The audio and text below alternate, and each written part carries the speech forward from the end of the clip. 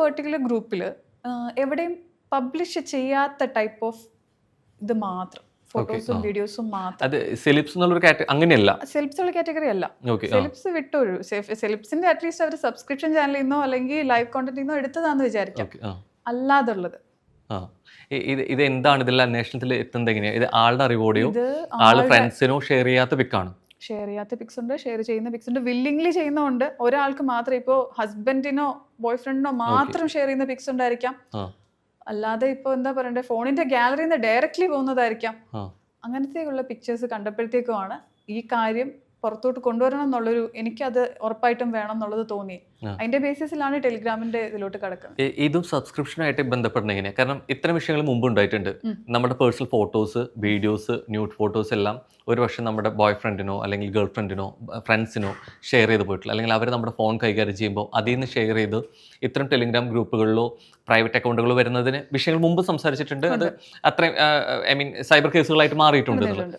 സബ്സ്ക്രിപ്ഷൻ്റെ കാര്യത്തിലാണെന്നുണ്ടെങ്കിൽ സ്വയമേ അവർ തയ്യാറായിട്ട് ചെയ്യുന്ന കാര്യങ്ങളാണ്. അവര് കൃത്യമായിട്ട് അവർ പേയ്മെന്റ് വാങ്ങുന്നുണ്ട്. ഇത് റെക്കോർഡ് ചെയ്തത് മറ്റവരിലേക്ക് എത്തുമോ എന്നുള്ളതിന്റെ സാധ്യതകൾ അവർക്ക് കൃത്യമായിട്ട് അറിയുന്ന ആളുകൾ തന്നെയാണ്.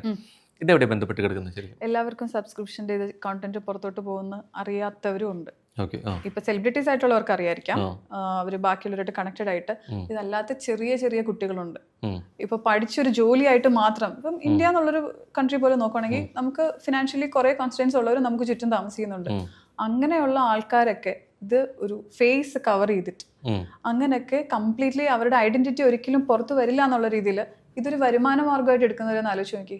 അല്ലെങ്കിൽ ഹസ്ബൻഡ് അറിഞ്ഞിട്ട് തന്നെ വൈഫ് ഇതുപോലുള്ള എക്സ്ക്ലൂസീവ് കോണ്ടന്റ്സ് കൊണ്ട് മാത്രം ഒരു മാസം 1 lakh rupees വരെ സമ്പാദിക്കാമെന്ന് തീരുമാനിച്ച് ഇത് ചെയ്യുന്നവരുടെ കാര്യം ഒന്ന് ആലോചിച്ച് ഒരു കോടിയുടെ കഥ വരെ നമ്മൾ കണ്ടുകൊണ്ടിരിക്കുകയാണ്. അപ്പോൾ നമുക്കുണ്ടായിരുന്ന ഒരു മൊറാലിറ്റി എന്നുള്ളൊരു കാര്യം കംപ്ലീറ്റ്ലി താഴോട്ട് പോയിട്ട് ഇതങ്ങ് സർക്കുലേറ്റ് ചെയ്ത് കണ്ട് വഴി തെറ്റുന്നവർ എവിടെ തൊട്ട്, കുഞ്ഞുങ്ങൾ തൊട്ടാ ഇത് പുറത്തോട്ട് വരുന്നത്. നമ്മുടെ റീൽസിലൊക്കെ ആയിട്ട് പുറത്തോട്ട് വരുന്നുണ്ട്. ചെറിയ കുട്ടികളുടെ വിരൽത്തുമ്പിലുണ്ട് ഈ കോണ്ടന്റ്സ്. എന്തിനാ ഇത്രയും ഇത് ചെയ്യുന്നത്?